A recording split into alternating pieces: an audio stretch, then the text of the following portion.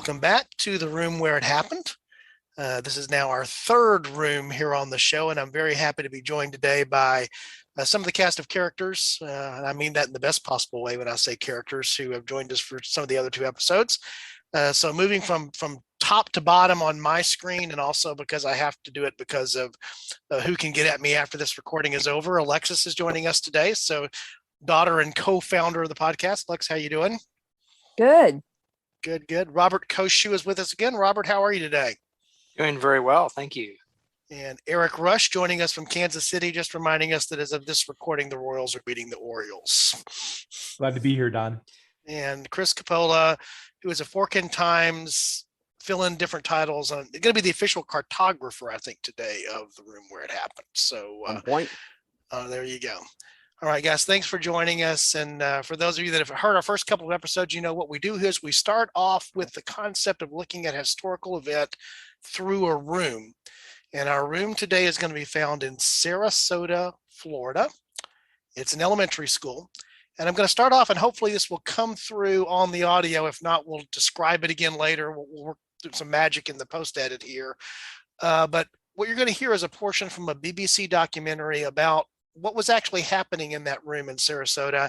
And the magic date is September 11th of 2001. So I'm going to start the audio now, and then we'll pick it up and comment a little bit about it. Yes, more. Get ready. Light. Yes, light. Get ready. It hits me as I'm standing there next to the president to the left that the president's the only one that doesn't know the second plane has hit the building. I had to deliver a message that the president didn't expect to hear and was almost unbelievable. But it also literally was the message he had to hear, whether he wanted to or not. Andy Card comes up to behind me and says, "Second plane has hit the second tower, America's under attack."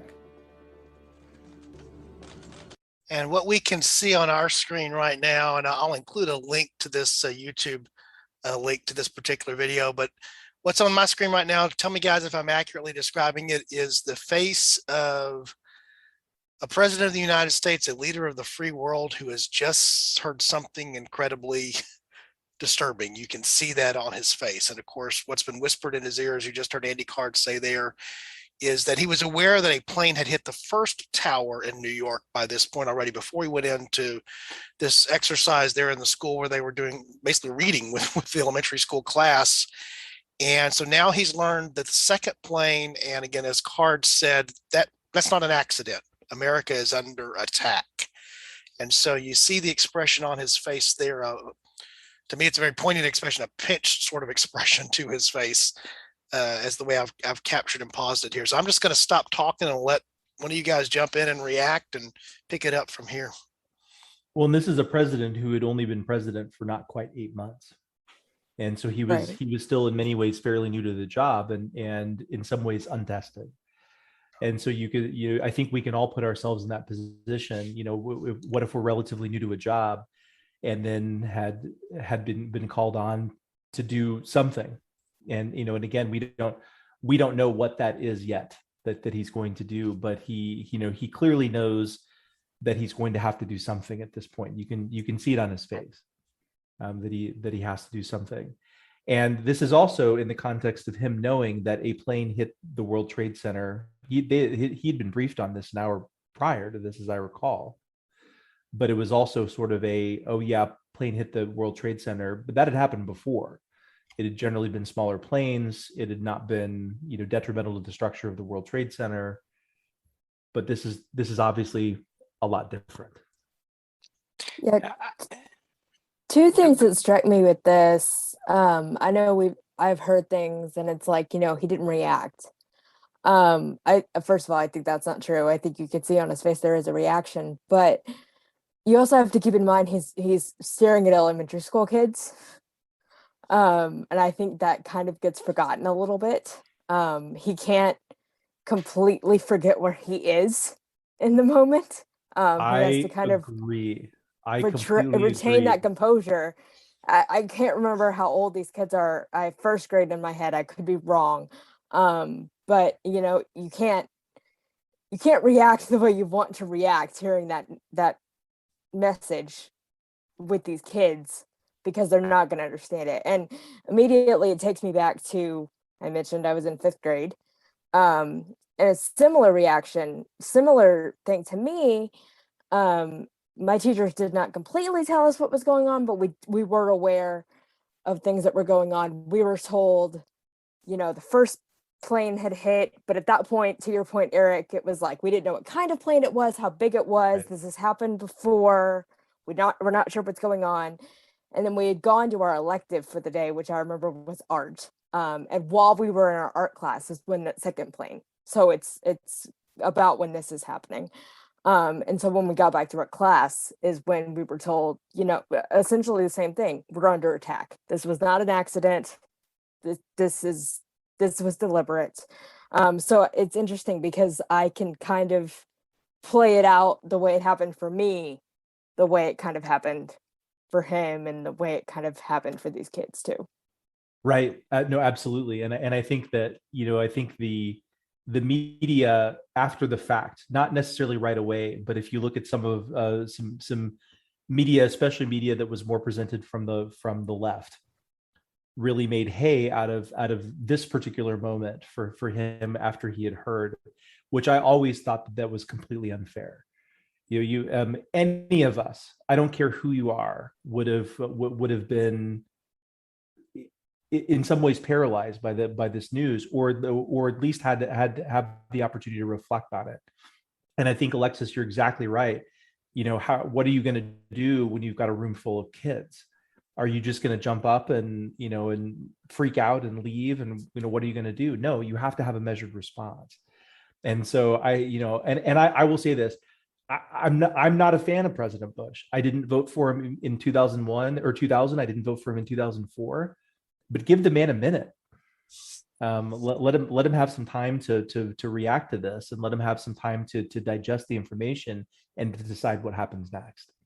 Yeah, and I've actually heard interviews with him where he talked about this, and he said that it was actually almost a blessing because he, like Alexa said, he was forced to sit there because you can't just freak out in front of a bunch of kids, but it let him kind of get a semi-plan together in his head, because he could sit there and look focused on the kids, but in reality, his brain is not there and he's somewhere else. This gave him a great moment to kind of pause for a moment and kind of collect, okay, here's what we're going to have to do. Yeah. And like going through. And like so many of these events, and I want to go around and make sure I hear everybody's story about, it's always where you were, when you heard type of thing. It's the nature of this. He didn't have the luxury of being in private or whatever the situation might be for each one of us. He is the president, so his response is going to be noted. In this case, he happens to be in a public setting. This could have happened with somebody busting into the Oval Office and busting into a meeting, but that wasn't the way that it went down. In fact, there is a little bit more. I'll play a little bit more, and hopefully we'll pick up the audio as well. They talk about right after this what he's going through his head. He talks about it, but I thought it was a good place to stop here and to pick up on that. Chris, thoughts? Where I was, or anything? Yeah, that, and even just what we talked about already. I was in AP chemistry. I had just turned 18 and was a senior in high school. And a friend of mine was, interestingly enough, late getting to school and heard about it on her way to art class and swung by and told us about it. Yeah. Yeah. For me, the other thing, I was actually still here at home. We'd been in this house for not too long. I guess we'd been in this house for about 3 years when this happened. So wow, that dates that a little bit. But I remember being here, and so I saw the coverage on TV. My wife had already left for work. I then was going to work. At the time, I was working as the sales director for a call center. That among other things that we did, we were still in the old days. I'll have to explain it sometime, maybe in a fork in time. If this had never been there used to be this thing called answering services. That company had grown out of being a message center and an answering service, and it grown to more sophisticated things. But one of the questions that we were already dealing with, and this is sort of pre-cell phone, so somebody called me on the phone here at the house, was, what do we need to do in terms of staffing the call center at this point because we weren't sure whether there was going to be a rush of calls because offices weren't going to open, or whether there'd be no calls. We were actually responding, and I was actually in my car driving to the office listening to news on the radio when the tower collapsed. We'll get to that here in a minute, but I know for those of you that are familiar with a psychological concept called focus of loci, if you know what that is, remembering exactly where you were in some way that you associate with that. To this day, I drive on the freeway where I know exactly where I was the moment I heard the first tower falling on the radio. So it's very difficult for me to drive past that and not have that associative memory. Not every time, but pretty frequently. I associate that place. For those of you that know Houston, it's in front of the brewery. I was going to ask you where it was. Yeah, 610 and I-10. If you know where the Budweiser brewery is, it's the part of I-10 that's right there. And that's where I was when it happened. When I heard about the tower falling, not when I first heard about what was going on in New York. That's interesting, Don. I was actually a call center representative for I was at AIG, a financial services call center. And how I heard about it was this lady comes on the line and she goes, I want to move all my money into fixed right now. And of course, I'm going through okay, well, if you do that, there's all these restrictions, blah, blah, blah. And she goes, isn't that horrible what happened? I said, no, what? And she goes, oh, 2 planes hit the World Trade Center. And I was kind of like, what?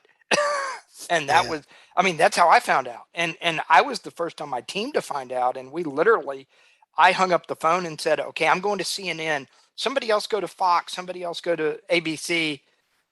Let's try to find out what the heck is going on here. Yeah, it's amazing the small things that we remember there and how we learn about things. The other event for me in terms of being in school, what happened was Reagan being shot. So I remember, that sort of thing for me in terms of what was there. The thing that also struck me, particularly because I can see it here on the screen now, again, this is why we'll include the link, is behind the president is writing on a like a chalkboard kind of thing. It's really like a poster thing that says "Reading makes a country great." And there's going to be later in the day. One of the things I was watching, and we may play a clip from here. I was actually watching the Oval Office speech from that evening to remember the sense of that. You're not going to remember some of the things that were said there, but he talked about a great nation. The term "great nation" came up again and again. So when I saw this, looking at it later, I connected the two things. And the other, this is going back to the idea of launching of this from the room. I think the other reason the room is so representative, obviously, it's one of the things we could associate that day. We could have chosen other rooms that day, the Situation Room at the White House. We could have talked about a room that we didn't know where it was, the quote unquote undisclosed location that Cheney was at immediately, and that members of Congress were rushed away to. But to me, and this is how it juxtaposes the Bush presidency, and I appreciate Eric being very candid about, the thoughts about someone, how you can respect them and how you can think through what it was to be them, is I know because Bush was the governor of Texas, so I know what he did here. I know how he ran and worked the Texas government, and I know he went to Washington primarily expecting to be a president that was going to execute a domestic agenda, and that domestic agenda was very much around, has a lot to do with the fact that his wife was a former school teacher. His domestic agenda was going to be very much around education, and he still made strides in that area. To me, it's incredibly interesting that he learns of the thing which, in my mind, in many ways hijacked and obviously forever altered the course of his presidency in a classroom. To me, there's something about that has an air of being profound and ironic at the same time, given what he intended to do. And by the news that he's just received, as I continue to have this image here on the screen, this may end up being what I captured actually turned into the image that we attached to things even more so than the other one I had, is things have just changed, and it's changed in the classroom. Well, and I think it's also representative of, Alexis, you represent a generation. My oldest son was also in 5th grade, and my youngest son was in kindergarten. And you guys represent a generation that grew up with this and haven't known anything different. And I'm of the age that my memories of the Vietnam War are incredibly vague and really result in the fact I was irritated because it interrupted my Saturday morning cartoons when they signed the peace treaty. But you're a generation that literally lived being at war basically your entire lifetime. And that's Yeah. and that makes it, I think, another interesting tidbit, the fact that it was in an elementary school classroom. I remember I used to work with fifth and sixth graders at my church. And I remember being on, it was a Wednesday night program, and I remember being there. I don't know if it was actually on September 11th, it was an anniversary, if it was that week. And so we were kind of talking about September 11th. And I made a comment at that point. I worked very near the international airport that's here in Houston. And I made a comment that when I would see planes in the air as I was driving on the freeway near that airport, I would always pay attention. And if I saw a plane that was looking a little strange, it would, like, the hairs on the back of my neck would stand up. And I remember kind of the looks of confusion.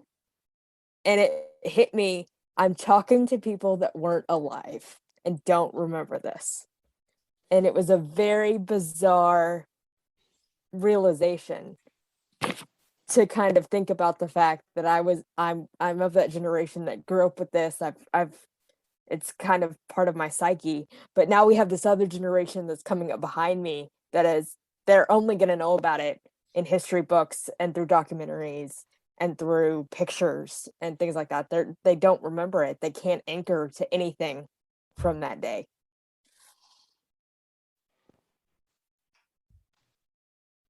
I'm pulling up a picture here for you guys. I'm going to try to describe what's on my screen. I like this picture. It's the iconic Twin Towers, and it directly relates to what Alexis was talking about. It's I always get this backwards in my head. It's the South Tower that's been hit first. So it's the South Tower that's on fire, much higher up. And this is the image, the still image of the second plane that's about to crash in lower on the North Tower. And so one of the things about this picture, another picture, a couple of pictures more that I'll show here and we'll describe and then we'll talk about, is you can see other iconic structures in this particular view. For example, you can see I guess we can see what else is there? Is that the Woolworth building that has the sort of copper roof, if my memory serves Chrysler building. Yeah, and then some of the other things that are down there. We clearly see an AT&T building. We see one of the iconic bridges that's here. In fact, one of the images I'll just flip over to really quick that really jumps out at me is a similar image. It's actually, as the impact is happening, that's taken from the perspective of Brooklyn. And so you have the Brooklyn Bridge that you're looking through in order to be able to see what's going on with the towers. You couldn't sort of get more iconic New York than whether those towers are on fire or not.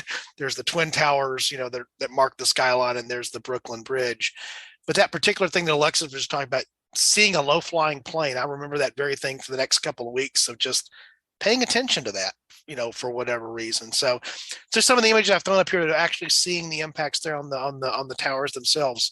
Thoughts, insights, maybe that anybody wants to share? These were the first images I remember seeing, Don. When I was 22. I was a first year medical student, and you had about 10 minutes between your classes to and you would go and you would check your email in a computer lab. And Alexis, a computer lab is a separate room that you go to because not everybody had a computer in their pocket. And because I had a flip phone at the time, and you really couldn't check anything then. And I remember going, there had been some rumbling. Somebody, we knew something weird was going on. And so between my 9 o'clock and 10 o'clock class, knowing that we're Central Time, not Eastern Time, I remember checking my email and looking at CNN.com and seeing one of these photos of the towers falling. And it's interesting that this day, because I was in class, the first half of that morning, it came in these sort of 5-minute aliquots between class. You'd get updated, and then I had my very first preceptor experience that afternoon. So that's where you work with a practicing physician. And so I was working with a practicing family practice physician in kind of the western part of Kansas City, Kansas. And I remember how eerie it was driving there from class to to my preceptor. It's about a 20-minute drive.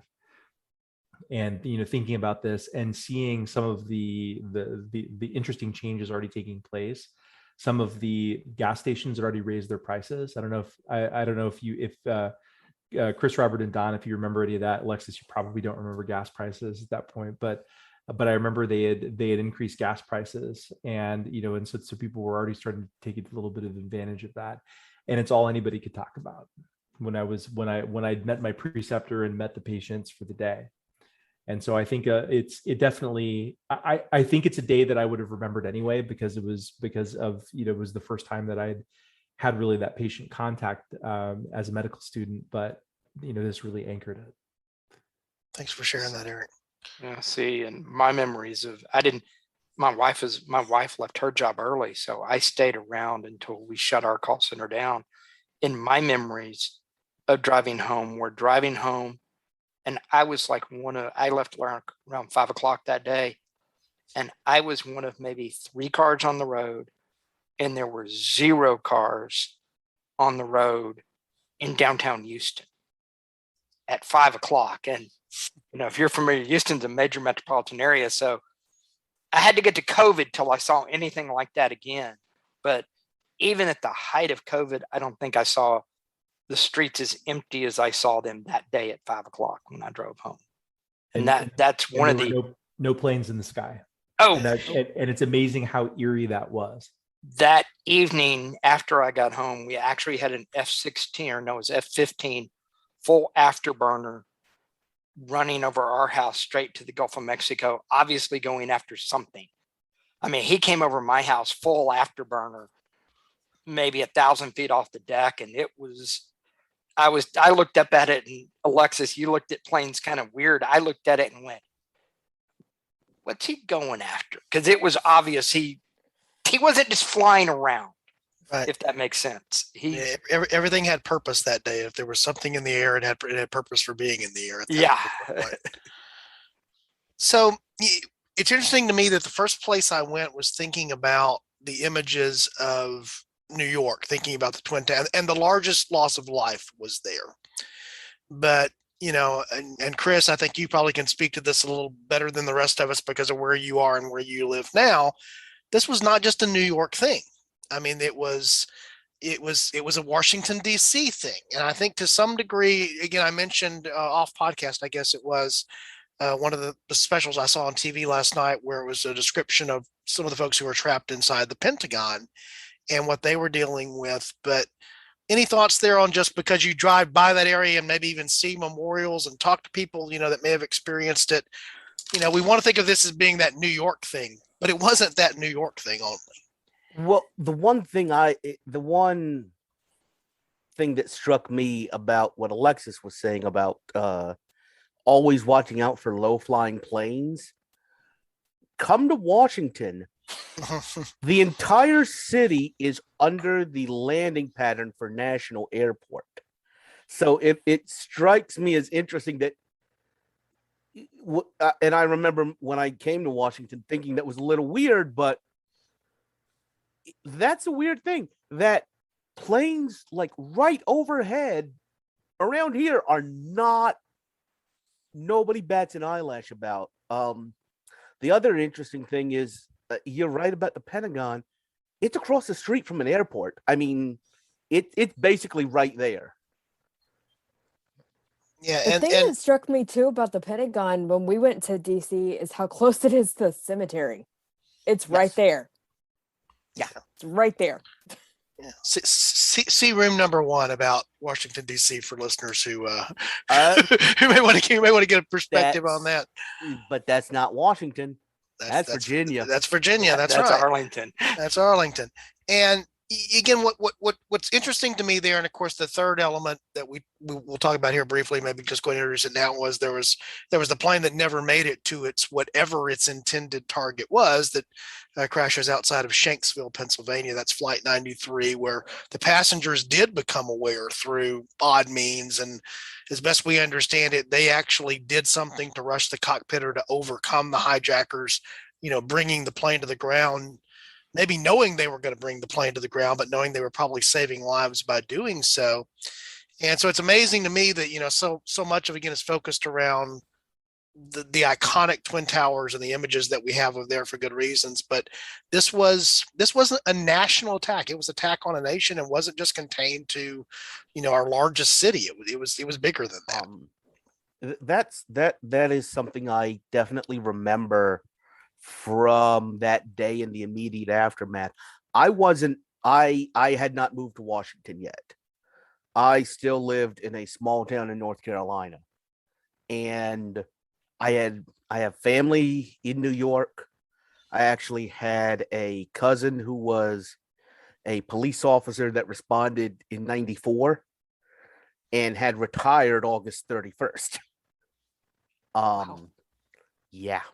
And I'm glad you mentioned that, Chris, because there had been other attempts that were on the World Trade Center. In this case, it was the bombing in the below ground, in the garage or the basement levels that were there.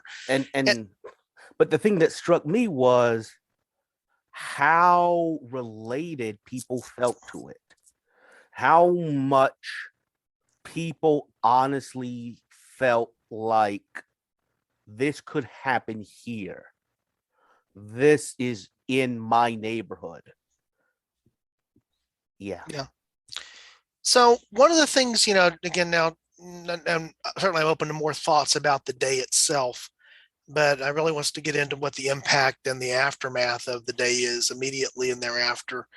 One of the things that struck me, of course, is what tends to happen after a natural disaster. And this is true for those of us that go through natural disasters in the form of weather disasters here along the Gulf Coast, hurricanes and other things like that, or you have tornado strikes that happen in other parts of US, or earthquakes that happen anywhere in the world, for example, is there tends to be this rallying together of people. It brings out the best in people. I mean, one of the most incredible things when you watch these documentaries, you hear these stories, is there's not just one story. There are literally thousands of stories of heroes.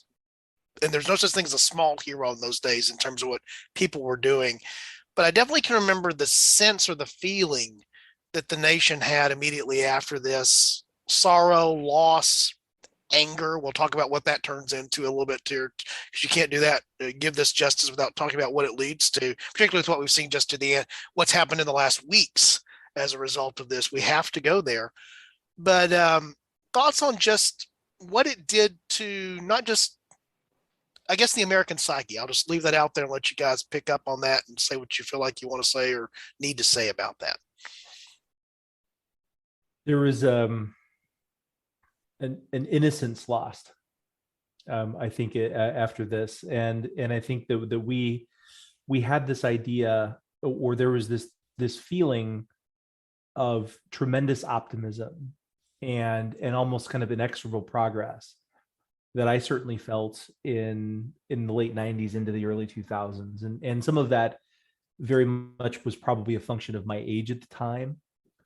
But it was certainly something that I felt that things would continue to, get better, that we would be safer, we would be, a more just society in a lot of ways. And I think that when we saw this event took place, it felt like there was almost immediately this sense of fear that took hold, and I think that, and I'm not saying that it was wrong to be afraid in some ways after an event like this took place. I remember being afraid myself, not necessarily for myself, because I lived in Kansas. I didn't think anything was going to happen there, but I had a cousin that lived in Queens. I had a couple of friends that lived in Brooklyn, and so I was worried for them, what was going to happen to them. And I think the problem wasn't that we felt our fear and acknowledged it. It was that the fear took hold, and that we made a lot of decisions, totally my opinion, and I'll be interested if anybody has alternate opinions. We made a lot of decisions over the next couple of years that were made out of fear. And we are seeing some of the ramifications of those decisions at this point. Yeah. Other thoughts? I think seeing that, but it's also I remember going, my father passed late October 2001, and I had an aunt fly in, and I had to go to the airport to pick her up. And I remember pulling up to Hobby Airport on the drop-off ramp, if you've ever been there, and seeing 5 National Guard soldiers, full combat gear, with their M16s walking around. And I remember that and looking at that going, I thought I'd transported to a different country, because that was my first airport experience post 9/11. And it was just not anything we had ever seen. And so I think you're right, Eric. I think it was an innocence lost, but it was also, I think, a callback to realism in the world, that there are evil people out there that want to hurt America. I think we had gotten to a point in America that we thought we beat the Soviets down and they had gone. We'd put Saddam Hussein in his place. It's all golden. We're the big bad boy in the neighborhood. Almost a hubris that we couldn't be touched. And I think this was a wake-up call to us that, hey, you can be touched. And then, like you said, from that hubris coupled with fear, you start making decisions that have long-term ramifications as you go through and look at I it. agree with that completely, Robert, except for the modifier almost. I don't think it was almost hubris. I think it was pretty clearly It was hubris, yeah. And Yeah. It was. Yeah, you can totally go with that. And the other thing that struck me, thinking about war, and we spent a lot of time on our other podcast talking about war related things that typically are turning points in history, right? This suddenly created, and this had, not that it hadn't existed before, but how do you go to war against a terrorist organization? That's one of the challenges of what terrorism is and why it's effective, is eventually we did go and we invaded Afghanistan, or put troops into Afghanistan, because that's where the terrorists were being harbored and hidden, near there, Pakistan, that whole region there. And of course, as I mentioned earlier, it's just now 20 years later that, we're seeing the withdrawal of that, which echoes back to other withdrawals in military history that involve Americans very quickly. We had the second Gulf War as a result of this. And the thing that struck me as I was watching the speech from the Oval Office, which is also a link I'll put in the show notes, a YouTube link to that. It's only about a 4 to 5 minute address. Talk a little bit about, I think, some of the optic of that as well. The fact that the president was determined to deliver that address from the Oval Office that night. There was an element of that. But he mentions late in the address, we will make no distinction between the terrorists and those who harbor them. And that was the realization of, this is a different kind of war. If there's going to be a war here, how do you fight this? How do you respond to this? And I think there was, we talk about the hubris, we talk about, making decisions from that point on that were driven by fear or emotion or anger or whatever the driving emotion was. But also, how do you even do this? It's sort of nebulous, and it's tough to actually target and figure it out. And I think, we continue now to live, a post 9/11 world includes that. How do you define the enemy? Where is the enemy? How do you even engage the enemy if they really are the enemy? I see Chris nodding a bit. So Chris, do you have anything to say about that? Couple of things. One thing that I still very strongly remember from my lunch that day, kind of harkening back to what Robert and what you kind of alluded to earlier, I had a very distinct memory of many, and again, I turned 18 maybe 3 weeks before this happened.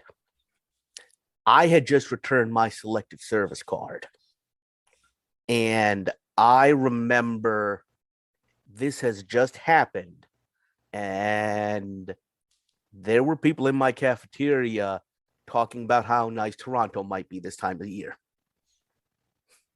We were talking about that too, Chris. We were talking about it from a different perspective. Not even just being drafted, but it's saying, are we going to be drafted into the medical corps? Mm-hmm. And funny story is I'd already been turned down by the Navy. They'd already said I tried to apply for the Navy so they could pay for medical school, and they said no thanks. So they said we don't need you and your asthmatic lungs here in the Navy, so we're not gonna take you. But we were talking about this. I don't know if it was at lunch. I actually don't remember that part, but I remember the days after this was like, well, if there's going to be a mass mobilization, are they going to want us too? And I very much remember this is what struck me. It was very much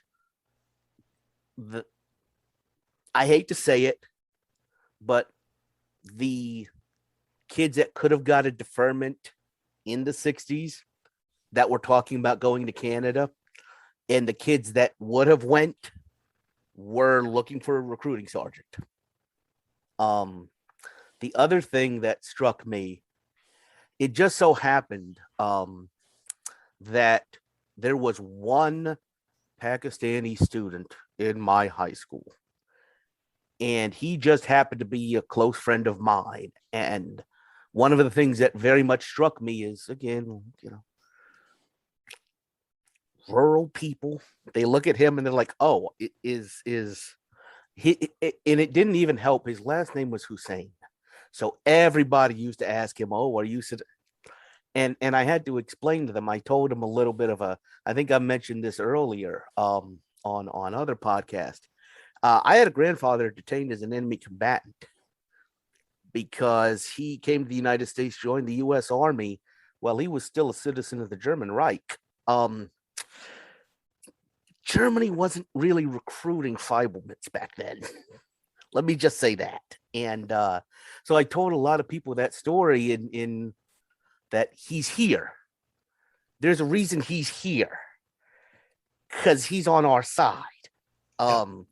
And that was a real personalization for me of a lot of the Islamophobia that happened. Yeah, I think that's important thing to understand, is that it we always like to talk about the big picture things here, and there was a lot of our experiences, we're sharing our own personal experiences, but they're about the things that were grassroots in terms of how things played out and how it felt. I know for me personally, I felt like there was the natural sense of identifying individuals and politicians were more concerned in the immediate aftermath, and I don't think just facetiously so, to identify themselves as Americans versus Democrats and Republicans. There was an element of united we stand, all of this is together. Seems to me like some of that's been lost in 20 years. So how much of that was, I guess my question related back to 9/11 is, how much of that do you think was, not how much of it was genuine, because I do believe it was genuine, but how much of that carried over, and for how long before things went back to being politics as usual and America as usual, post the event? Are we still in the shadow of 9/11, or have we pretty much fully left that behind now? I guess I'll just throw it out there as an open concept. Well, I think the concepts that you're talking about, Don, I think persisted, at least I saw them until the 2004 elections. Then we really saw some differences there. We saw some deviation back to the mean. But I still think we are living in a lot of ways that post 9/11 world. I mean, we haven't gotten away from a lot of the issues that were present then. Well, and if you can picture this in today's society, what's one of the other big poignant visuals of that day? Almost all of Congress on the steps of the Capitol singing "God Bless America." Republicans, Democrats, the whole thing standing there singing.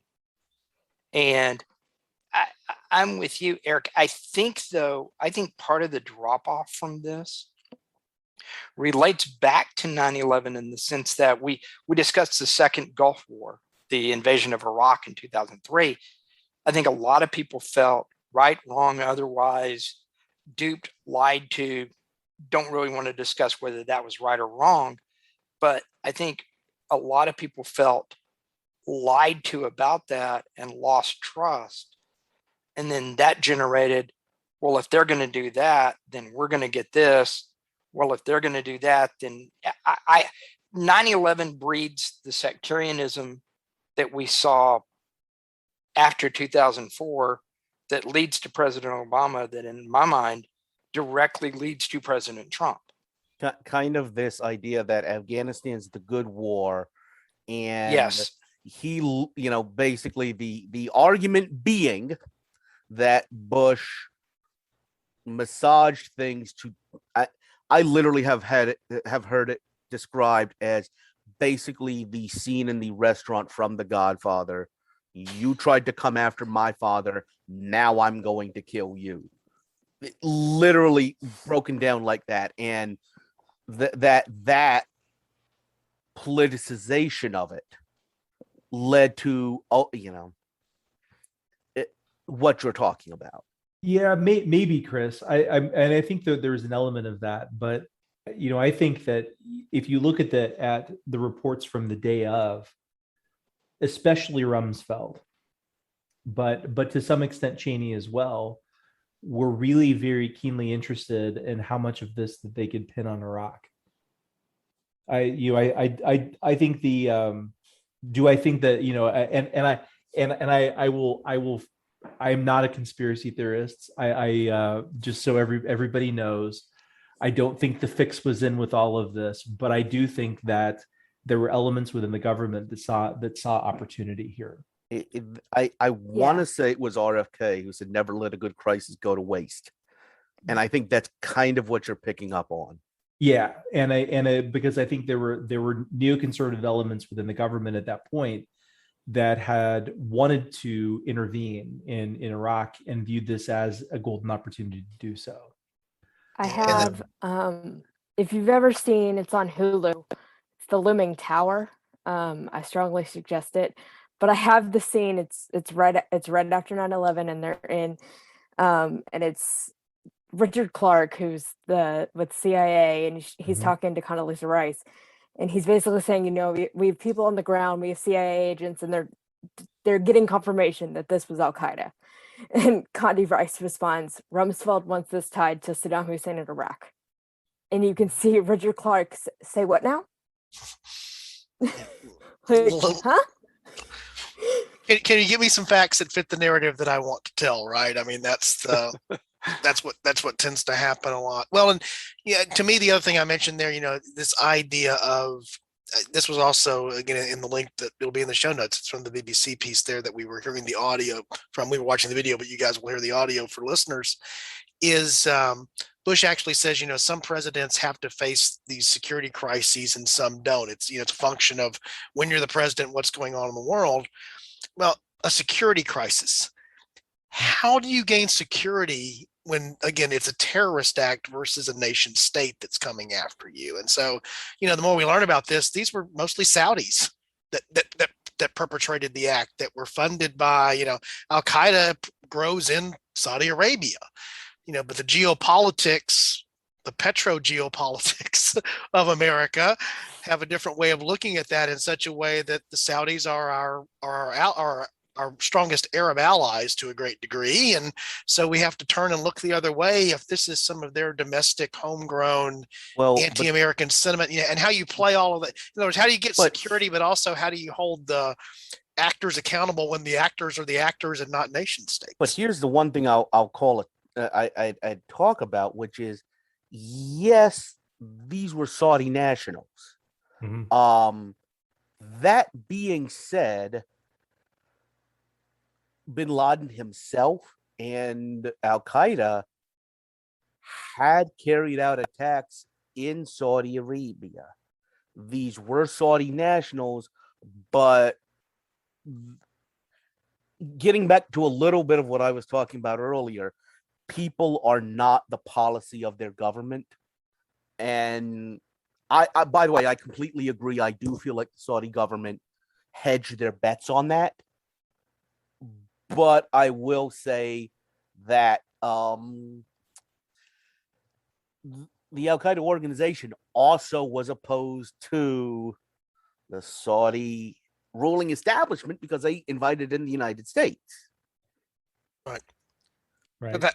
one of my favorite books. I'm looking over here towards my bookshelf. I highly recommend it as well. Today we're in the recommending business. We have to put a whole list of things in the link, but there's a wonderful book called The Siege of Mecca. Mhm. And if you're familiar with the story there, because it sort of gets lost in the shuffle, is at the same time that the Iranian hostage crisis is going on, and so all American attention is focused on that event.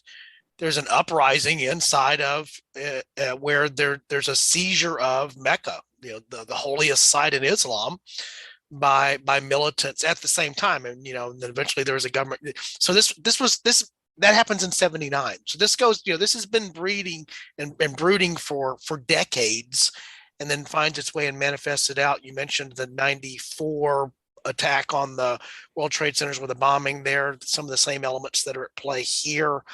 So, this is, again, to Eric's mention of conspiracy theories, for those who want to find conspiracies, it's, well, you should have known. This is suddenly how Roosevelt should have known that Pearl Harbor was coming, kind of thing, when you look back on it in retrospect, but that's not the way time flows, and that's not the way it works. And so, we get to the post 9/11 world, the immediate post 9/11 world, bringing it back to the event here, is the launching of two major invasions or occupations of countries. The things that come from that, which are responses back to that.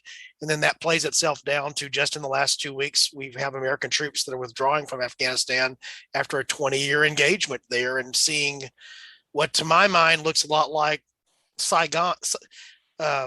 Kabul looks a lot like Saigon to me. Just, you change out helicopters for C5s, right? I mean, or C-17s. That's the trade-off here. That's a 9/11. That's a post 9/11 series of events that comes down even to the present day today. But one is reflexive and one is calculated. So we were in Afghanistan by October of 2001. And so this was a reflexive event, and it was originally what I recall anyway.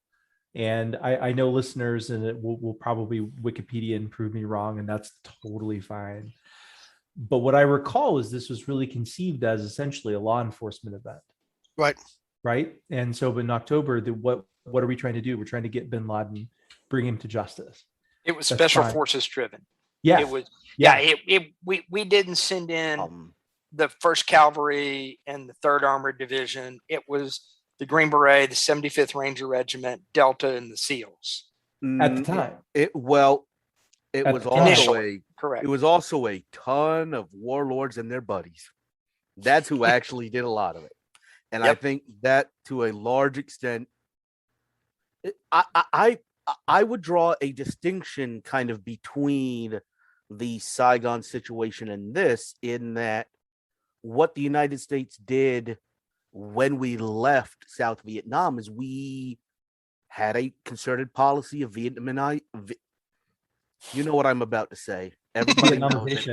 Vietnamization, yeah. Well, and the problem is that it worked about as well as what we did in Afghanistan. But if you look at what's coming out of Afghanistan now, when the U.S. pulled out, we gave the Afghans an Air Force, and they did not have mechanics that could fix it, and they didn't have pilots that could fly it. And one of the reasons that, basically, I mean, if you look at it, Robert, as I understand it, they were interrupting your Saturday morning cartoons in January of 73. Correct. We were evacuating people in April of 75. Right. Okay. So South Vietnam held on 2 years. That's 2 years. Fair, Chris. That's fair, and Chris. If you look at what happened with Afghanistan, 3 months. The fact 3 months, it sure felt like it was 2 weeks. If I'm being generous, we would say it's May to August. Because I think that was kind of an outgrowth of what the United States did in going into Afghanistan, which was, hey, we're going to throw some money around, and if you say you're against the Taliban now, you get to keep all your guns, you get to keep all your power, and you're going to be on our side. And when we walk away, a lot of those people flipped right back. Yeah, sure they did. But that even came a little bit later. you know, that, and that not a lot later, Chris, you're right that Yeah. that took hold pretty quickly, but even in those first couple of months, Mhm. it was, what I recall was the get bin Laden. It was get bin Laden. And if you remember the classic, we had him cornered. yeah, Robert was talking about Delta and Yeah. Green Berets, and I hope our listeners get how funny this was to me. I just have to say this: the night that Kabul fell, there was actually a TV channel showing Rambo 3. I just love that. I hope you guys are laughing about that too.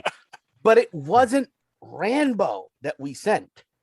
It was our newly found local allies who probably made a surrounded- call and told him. yeah, and he was in They- Tora Bora. Well, Yeah. and remember, on September 10th, a very important event happened. The day before September 11th, Al Qaeda assassinated the leader of the Northern Alliance, who was the strong guy that held that entire coalition together. Right. To where, and instead of us having to deal with one person, we ended up having to deal with 15 to 20 different warlords. Right. Because, and that was, matter of fact, I've read the book of CENTCOM's commander at that point. It escapes me who it was, but he was at another conference and he had to go to the roof because he had a SAT call he had to take, and it was from the aides of Mossad. And they basically said, hey, or Masood, hey, our guy just got assassinated by Al Qaeda and we don't know why, but it was a couple of suicide bombers. And he was kind of the first one that started thinking, well, that means something at that point, and so that set up the point, I think, in a way. If you really want to get down to it, did Al Qaeda lose the short-term battles over the long haul, but end up winning the long-term war over a long period of time? I think clearly the answer to that, Robert, is yes. And I think one of the ways that you can identify whether the impact of an event like 9/11 is immediately measured by the number of deaths on that day and the economic destruction. And again, some of the pictures and the images, I haven't flipped through some of them here, but I'm going to do it for the benefit of the team as we're talking here.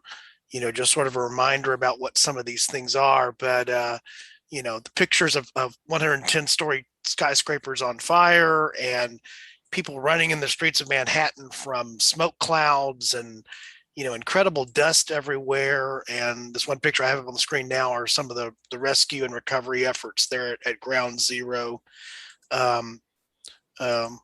Picture here of President Bush with the bullhorn with the fire chief there in New York, where the whole world hears you is the thing I remember from that particular from that thing, because they were chanting. This is like a week after the event. It's very soon after the event. What I know is with his aides even saying, don't go there. But then ultimately where I want to get to here is an image, which is also an iconic image, which is the flagpole, which is not really upright. What is that? A 60-degree angle maybe to the ground? With the debris in the background, but raising an American flag. These are the firefighters there at Ground Zero raising that. And what strikes me about, I've used the term here multiple times, Ground Zero. And so this concept of this is a war, it's a different kind of war and it's a different kind of attack. I guess my question that I would throw out here now, talking about the impact, are we still fighting the war that started on 9/11 just in different ways, or have we moved on to something different since then? I think my opinion is we're fighting it. We just don't know we're fighting it.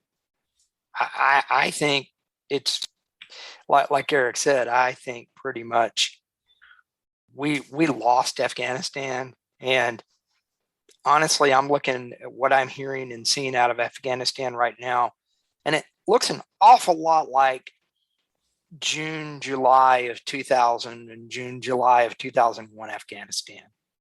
And I think it's just a matter of time, unfortunately. Yeah, it's a new phase of whatever this war is. We've I think proven several different times that when we declare war on nouns, we don't do very well. And so, and I will just say this includes the war on terror. I could talk about the war on drugs. We've lost both of those wars. You know, the terror won in at least the first phase of that war, and drugs won that war. You know, there may be a second phase of the war on terror, but it's going to be very different, I think. And what I hope is that we've in some ways learned our lesson that we're not very good at nation building, at least not in the way that we think we should be building nations. We're not very good at building nations that don't have a tradition of liberal democracy into liberal democracies. And I will say I'm a big fan of liberal democracy. I don't want to pretend otherwise, but we've not been very good at imposing it on others. I think that's fair. Yeah, I think we tried to use an old playbook, Eric. We tried to use the playbook we used on Germany and Japan after World War II, and found out it was woefully inadequate for that part of the world. And I think the biggest thing we need to remember is, as Americans, in particular 20th century Americans, we want an immediate answer to everything. We want we want to drive through and have our fast food to us in 5 minutes. And if not, then I'm never going to McDonald's again. I'm going to go to Chick-fil-A, because by God, they've mastered the fast food line and they're going to get me through. That part of the world has especially Afghanistan, it's called the graveyard of empires for a reason. Uh-huh. They have a long view of history that we just don't have. You know, if it happened 2 years ago, we're going to forget about it. Yeah, I think it's, the other thing is, I think an element of being American, and I'm proud to be one, and feel blessed to have been born here, and there are other great countries in the world, no doubt of that. We probably have some international listeners, so I feel compelled to say that, but I also believe it is, we want to make things simpler than they are. And things are not as simple. If things were simple, they would be easily solved. And so, you get to a question like, who is Al Qaeda? Or what is this? Well, that's a complicated thing to even answer. We're talking about one terrorist group. We're not talking about all of these elements that in some cases hate each other, but in some cases ally with each other, depending on who the enemy is, that's viewed as being a common enemy. The enemy of my enemy is my friend kind of thing. And I think, one of the dangers that we saw post 9/11, going to war against Germany and Japan in some ways was easy and simple, in the sense of it was clear who the enemy was and that what had started it and how it came to be. 9/11 is not simple. How you get to 9/11 is not simple. And then what happens after 9/11 is definitely not simple. And I think that's where a lot of Americans, including myself, struggle. I think myself fairly educated when it comes to Mideast politics and Mideast history, and I get lost all the time. Who's fighting who? Why are they fighting each other? What's this about? Because it changes, even while it doesn't. One of the things I remember from the aftermath and thinking about the World War II comparison,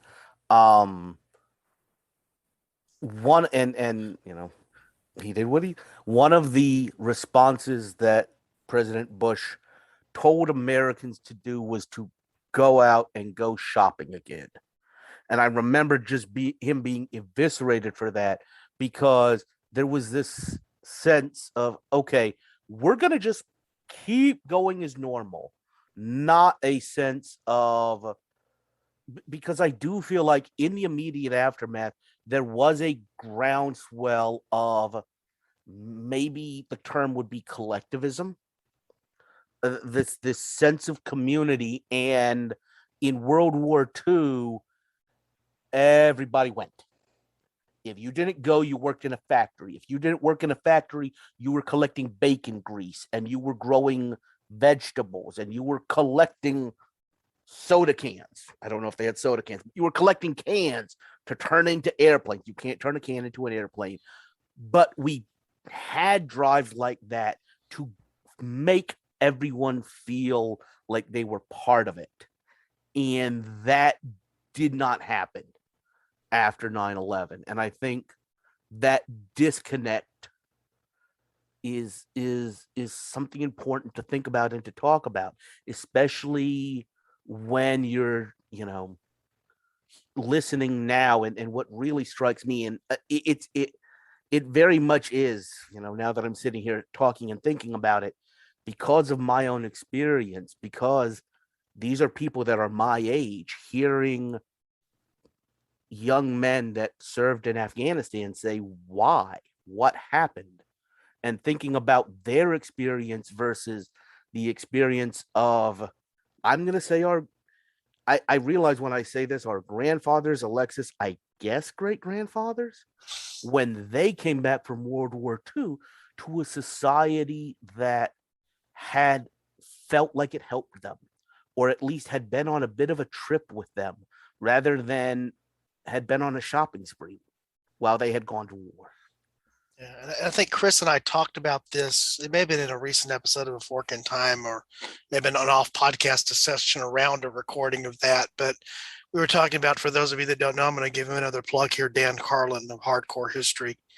And whether you, in some ways, whether you like his politics or not, or whether you like him as a person, he's a very compelling storyteller when it comes to the long form narrative podcast. But his the recent, I guess, part 6 being done here, which is a Supernova in the East, where he talks about Japan in before and then through World War II. And the reason I bring this up is, particularly in episode 6 there, it'll be a hard listen to those of you that are even war history buffs and historians to hear the description, particularly of some of the conflict on the Pacific Islands, which is where a lot of that was focused. What American GIs saw there and experienced there is beyond a measure of being able to understand. But to your point, Chris, when those folks came back to their home country, they were regarded as heroes. They knew why they had gone. It was a very clearly defined mission. It was clearly understood. And I agree, the same thing now. I haven't talked to any veterans that served in Afghanistan, or maybe even the Second Gulf War, but what is it? Okay, I lost buddies over there, and now that we created what we have, why? What was the why? And what Also, that means. Go ahead. Those GIs in the Pacific, they saw newsreels. The entire country was behind them, and they came back to a country that had changed with them to some extent, hadn't just stayed the same while they changed. Right. So the question I want to sort of ask today, and sort of maybe bring it all around here, and I knew this was going to be, it's such a big topic, it's tough to totally encompass it, right? So you're never going to feel like you're ever giving it full justice. But the thing that ran through my head today is, I'm going to create a new mythical, some terrorist group decides to make their point on 9/11 2021 because it's an appropriate day to do so. And so this time the target is, and I'm sort of choosing this intentionally for a way, this time the target is the Pacific Northwest and California. And so, somebody runs a plane into the Space Needle in Seattle, and maybe there's a separate attack that was going to hit Portland, and something that goes on in, I don't know, pick your California city of choice here, San Francisco or LA. So if we have that Transamerica Tower. Yeah, that's a good one.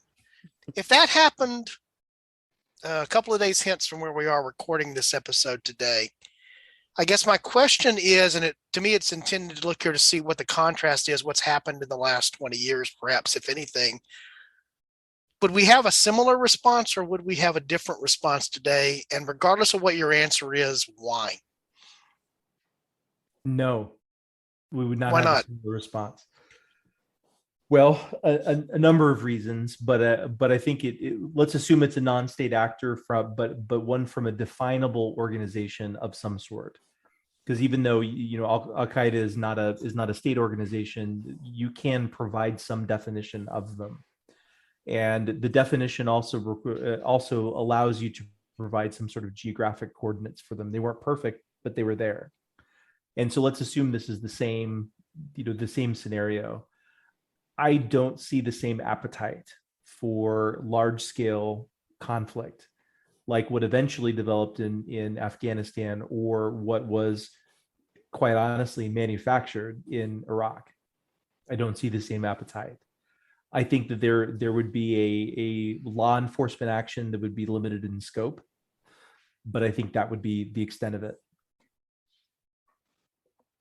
I agree with Eric. I think the scope is, do you look at what we did after the Cole, or what we did after the embassy bombings in Africa? I think maybe we shoot some air power, shoot a couple of cruise missiles, but I think that's the most you get out of it, because right or wrong, we look at it as, why go back? We couldn't get done what we wanted to get done. Maybe we can tamp them down with some air power pieces.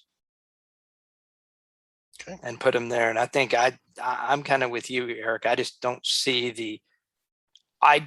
America having and I'm going to use the word backbone, to go all in, because honestly, we didn't have enough backbone to go all in the first time. Like Chris said, we sent some special forces guys over. We threw a bunch of money at warlords and said, y'all go get him for us. We didn't go all in the first time, even. I don't know that I agree with that. And I'm thinking about one of the kind of changes that Obama brought about in the war on terror, for good or ill, was basically now it's being fought by men in the desert. It's just that desert is Nellis out in Las Vegas. Yes. Well, so I think you can't fight an all-out war with a drone. Right. I think you can fight discretionary warfare with the drone.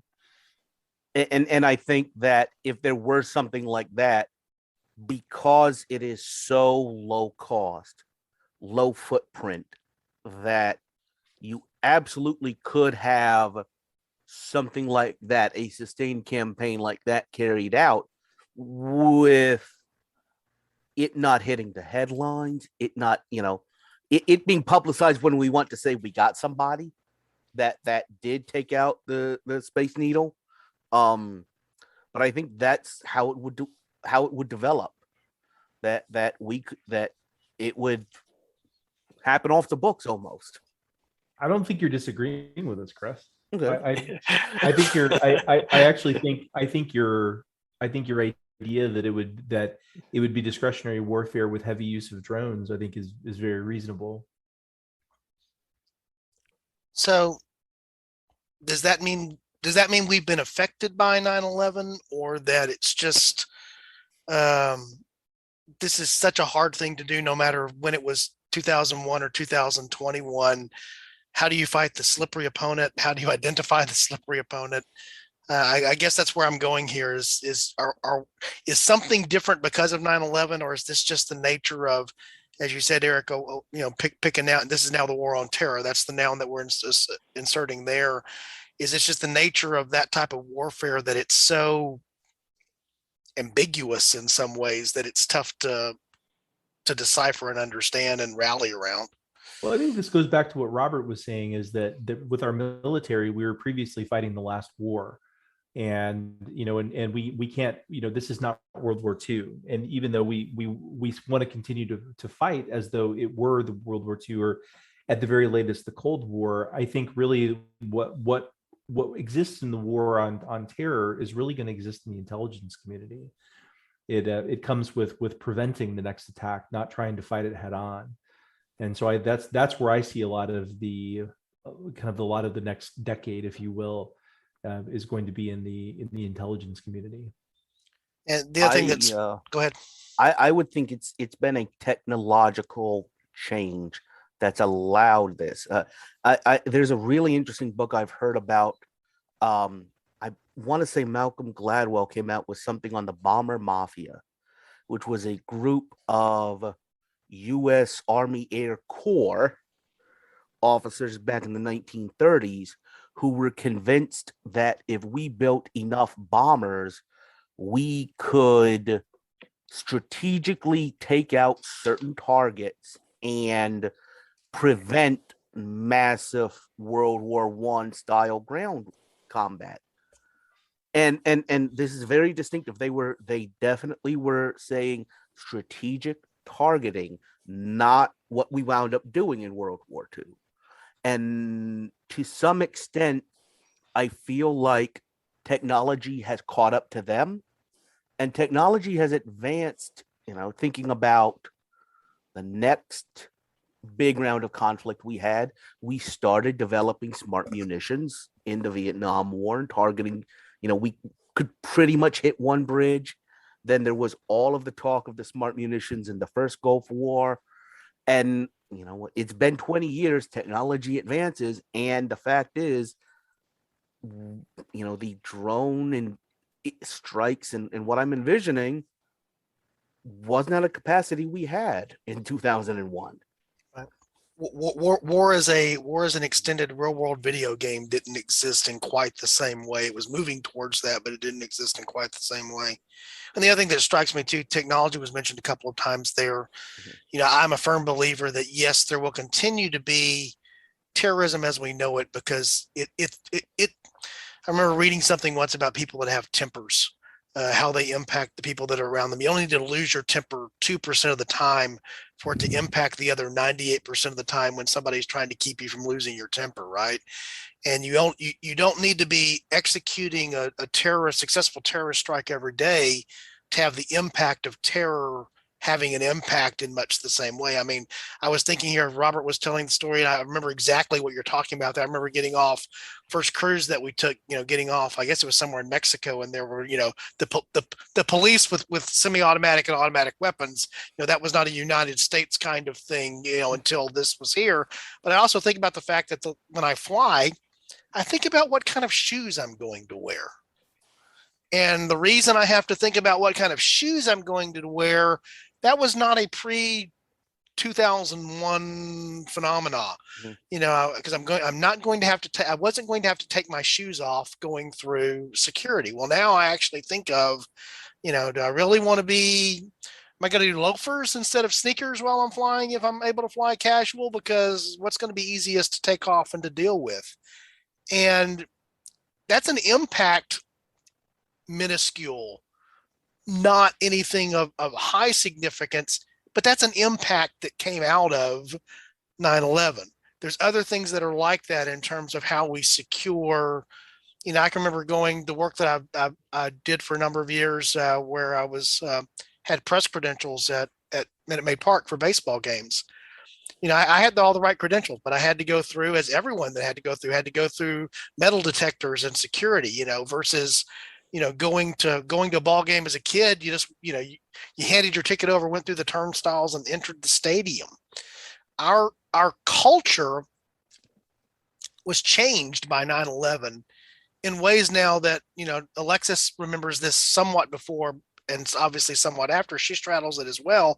But there's a whole generation of high school seniors right now who've never been to any major event where there wasn't going through being wanded and going through a metal detector, and never remember flying where you didn't have to take your shoes off. Don, and that's subtle, but that's big. I did hear, and this was a jarring statistic. Where we're going to date ourselves by this podcast because we keep talking about how, Afghanistan just fell. The bombing at the Kabul airport, those servicemen that were killed were not alive on 9/11. Nope. None of them. That is correct. None of them. And so there you have literally an entire generation that has been born and bred and reached the point of being able to serve and die for their country, between the catalyst event and an event which is, if you're looking at the timeline of this 100 years hence, when people look back, there will be elements that they point out that are the big timeline. The withdrawal from Afghanistan will be one of the big timeline events, just like 9/11 was one of the big timeline events. Yep. And there's a whole generation in between there. It's easy to forget that if you've spanned across it. That's a good point. Closing thoughts, additional thoughts? I This just might think be it's trivial, but it's been in my head for a while, so I'm going to mention it because we were talking about significant impact, significant targets. And you kind of did this out there with talking about targets that are on the West Coast.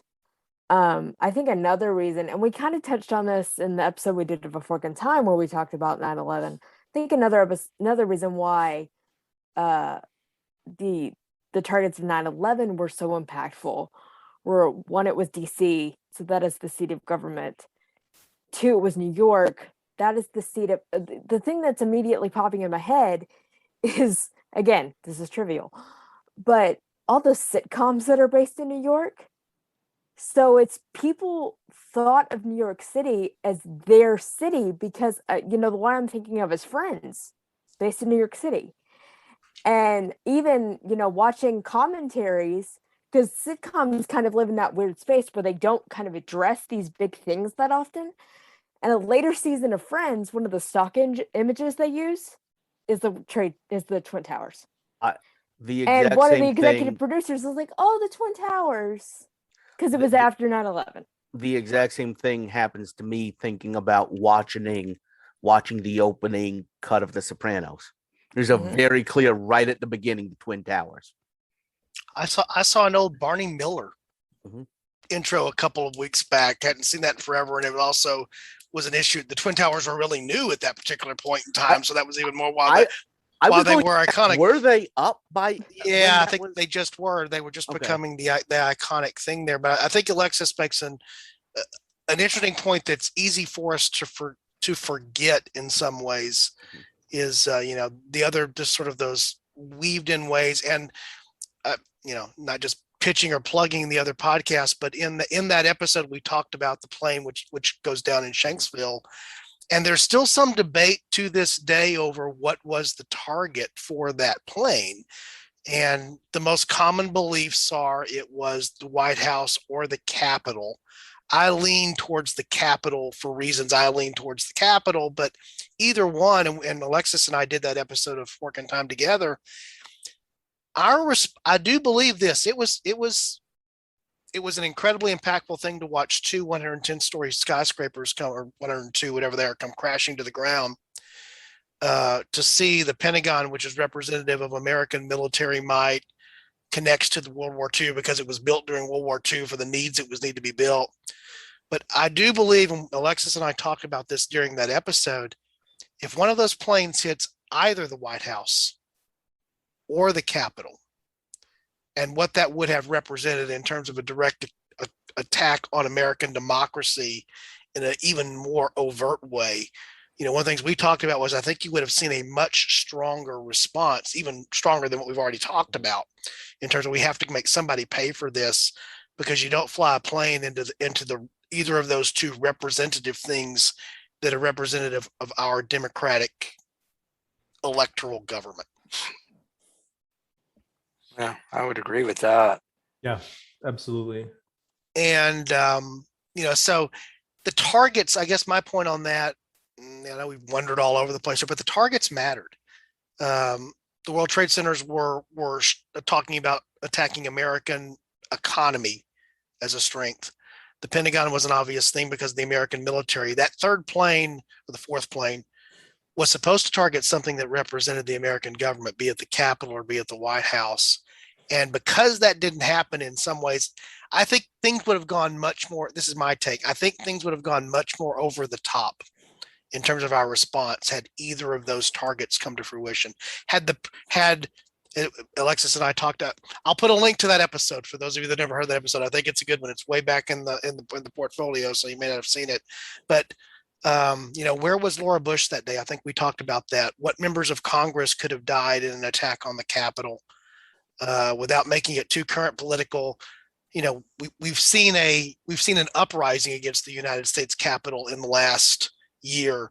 So we have that sense of, and even on the day of 9/11, moving members of Congress and leadership and cabinet positions to places of safety.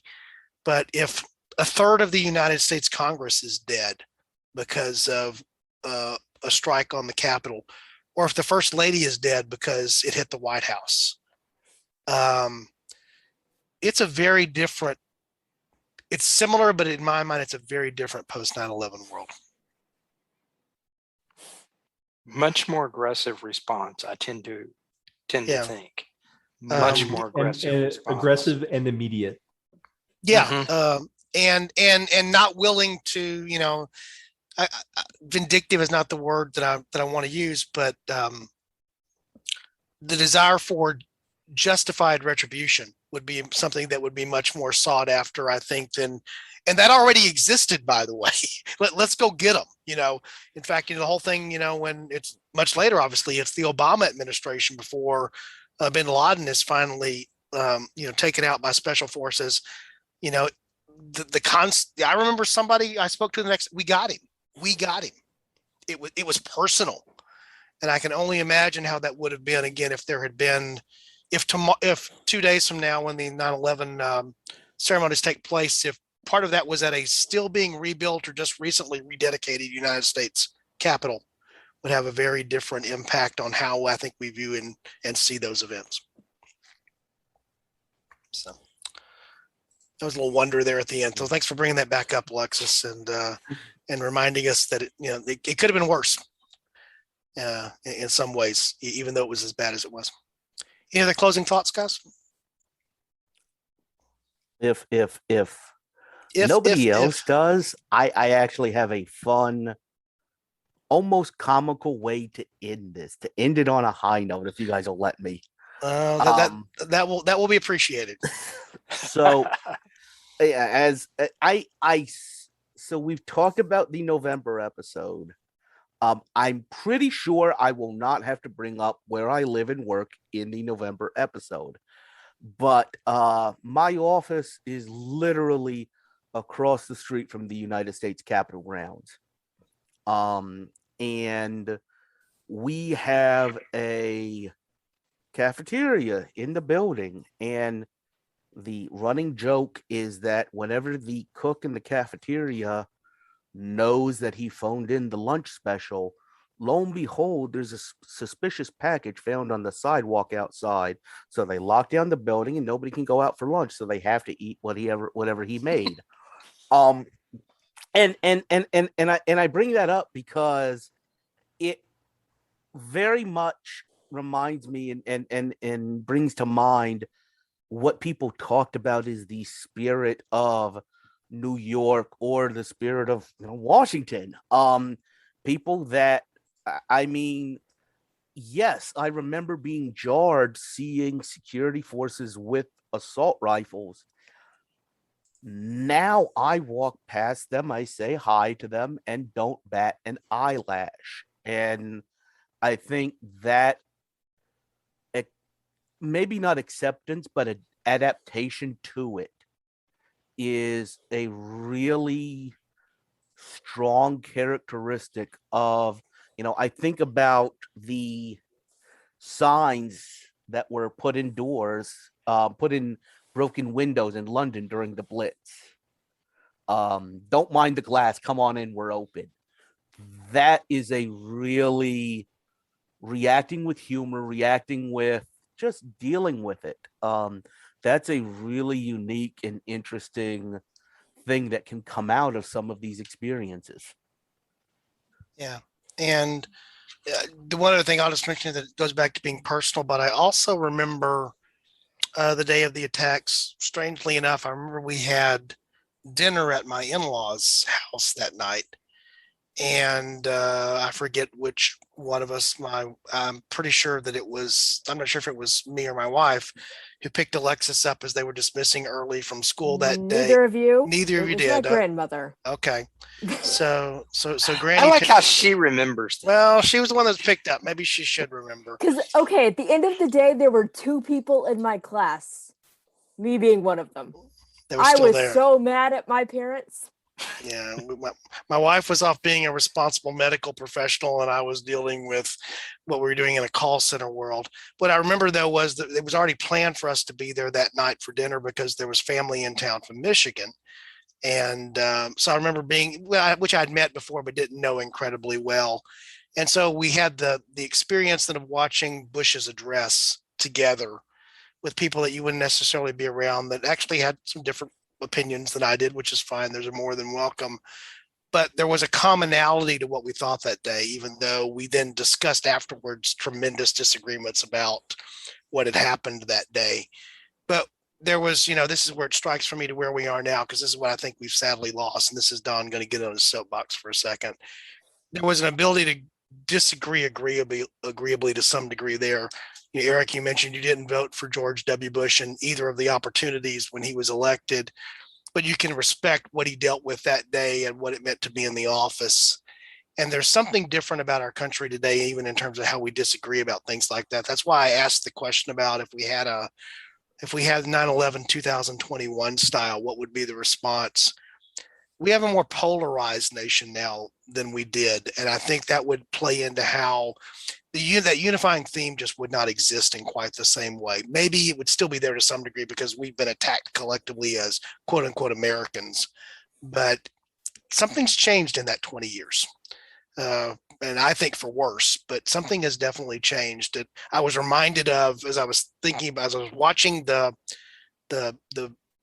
video of the address from the Oval Office, remembering when I saw that in real time where I was. That was what connected it all for me, and just a different world. So I agree, Don, and kind of following up on my earlier comments, even though I didn't vote for him, I still have to say that the address that he made on that night and the focus on getting back to Washington and the statement that made in the face of terrorism, those were things that I could easily support.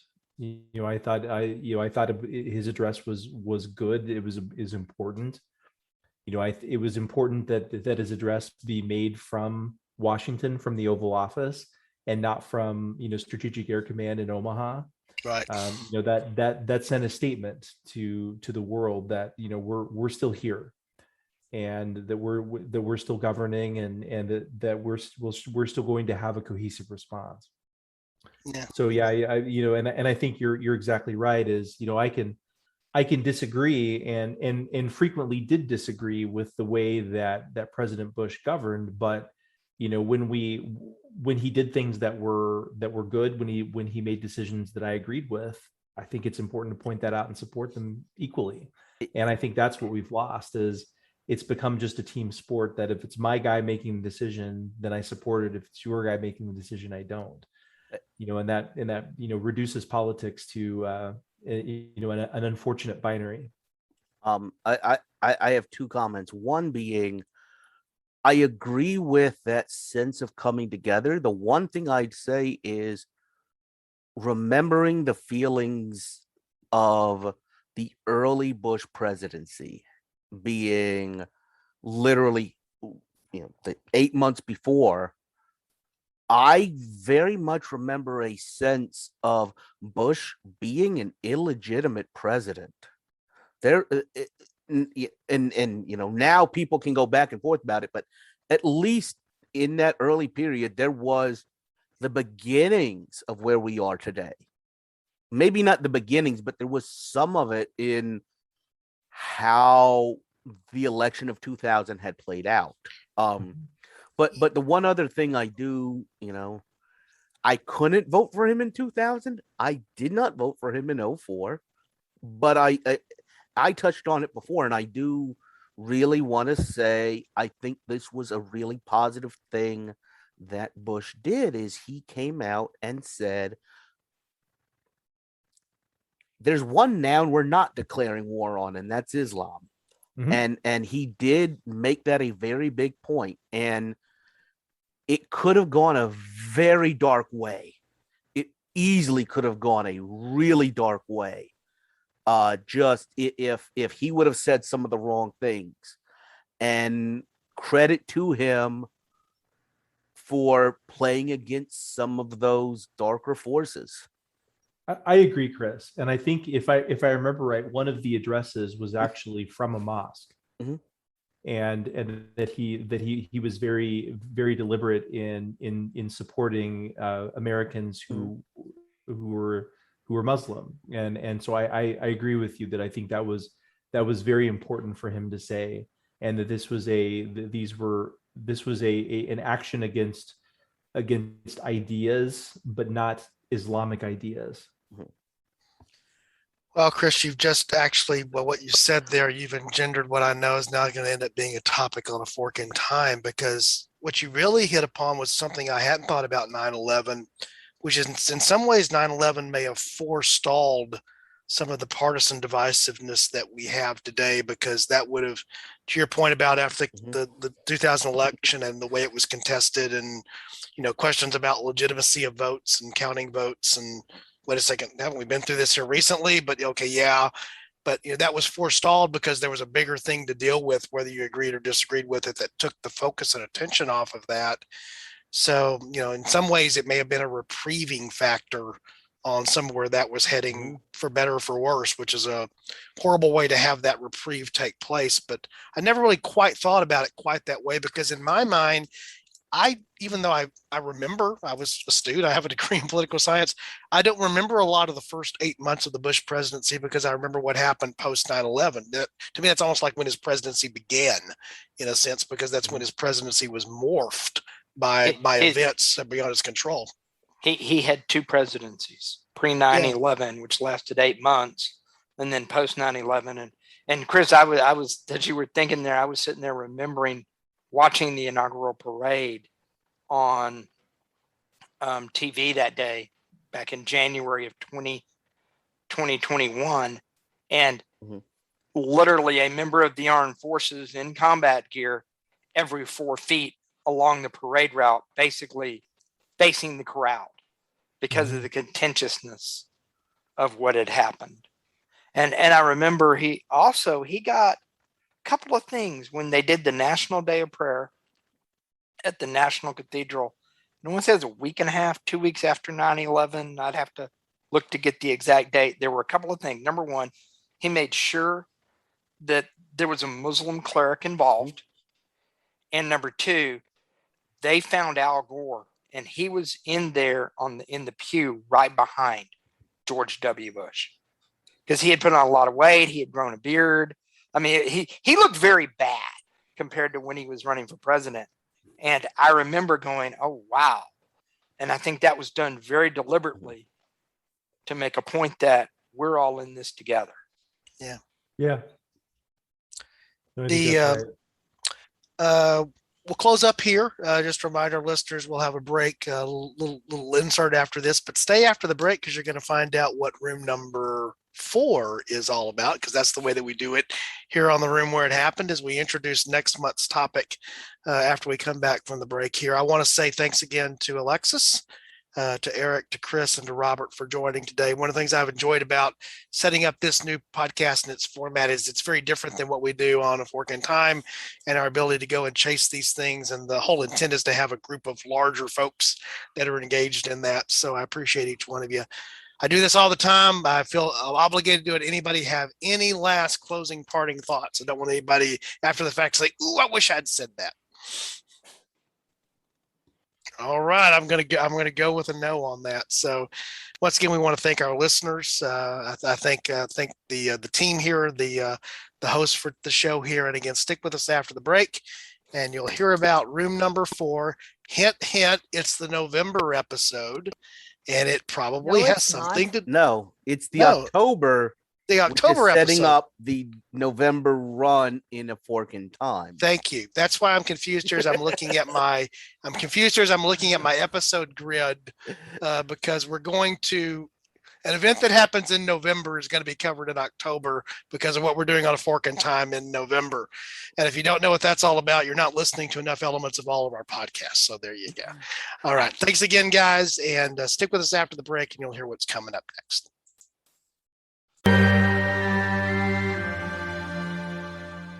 Alexis here, taking a little break from the podcast with me, it's Don. And we want to tell you a little bit about the site we actually use to host our podcast, and that would be Buzzsprout.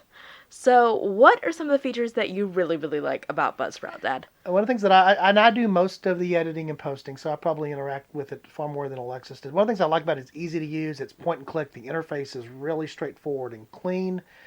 So it's easy to know once you've got a file what you do, how you get it uploaded, all the various things that you would do, scheduling, just the mechanics. I find pretty simple to use. So I think that's something pretty technically savvy, but I don't think you have to be technically savvy in order to be able to do. Buzzsprout has a lot of wonderful tutorials, I've used on that about equipment and how to do things and other things like that. So that's one of the things I like. They make it easy. I think they're relatively inexpensive. You can easily get your podcast started for a low initial investment, and then as it grows, be able to do some additional things with it. And I like it. We've talked about this a number of times because of the stats and the feedback and the other things that they do that allow us to understand not only how many listeners and how many downloads, but where those listeners are. We can get a better understanding about this time that we're spending recording this stuff. Is anybody actually listening to that? And Buzzsprout says yes. Buzzsprout makes that easy.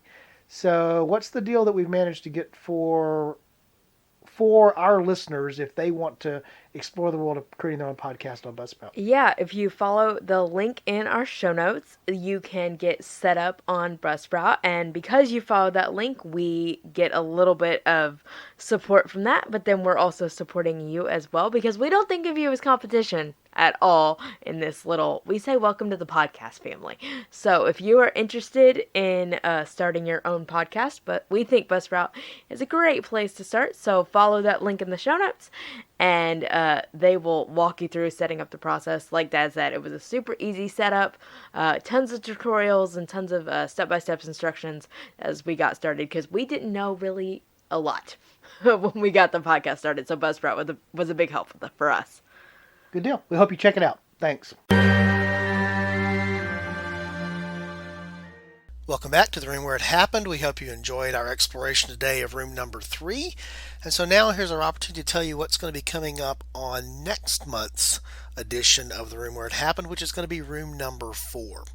And that's going to focus on the events that happened on November the 22nd of 1963. And the particular room that we'll be launching off from is Trauma Room 1 at Parkland Hospital in Dallas, Texas. It should be pretty clear what event we're talking about here. We're talking about the Kennedy assassination. And so that'll be our topic for room number 4. We certainly invite you to go to our website, www.aforkintimepodcast.com, which is the home of both The Fork in Time and, of course, the room where it happened. They share a common website there. And one of the things you'll find there is the forum. At the forum, we have a place for you to present comments, thoughts, suggestions, the types of things that would feed in to our recording next month for room number 4. We'd like to hear your insights. Part of the reason we've chosen to do that room number 4, the Parkland Hospital Trauma Room, in October is it also sets up a series of podcast episodes that we'll have on the parent podcast, A Fork in Time, during November, when we focus on a number of historical what-ifs that are around the Kennedy assassination. And so it's sort of, again, keeping the connectivity between our two podcasts here and what we do on both The Fork in Time and here on the room where it happened. And so the room will inform the event itself as we talk about it historically, but will also be a good precursor to what's going on over on the other podcast during the series that we have planned for November. So we hope that you join us and that you give us your feedback. It's not even too late if you wanted to go there and post and interact with us on the website and say that you'd like to be a part of that episode. We're still looking for folks to participate. If you think you have a contribution to bring, we welcome you. We're developing the podcast family here, family of those who are interested not only in alternate history on A Fork in Time, but also in commentary on history here on the room where it happened. Of course, we invite you again to visit the website, www.aforkintimepodcast.com. You can find out all about us, how to support us, how to help us, and how to interact with us. Until then, thanks for your time. Look forward to next time.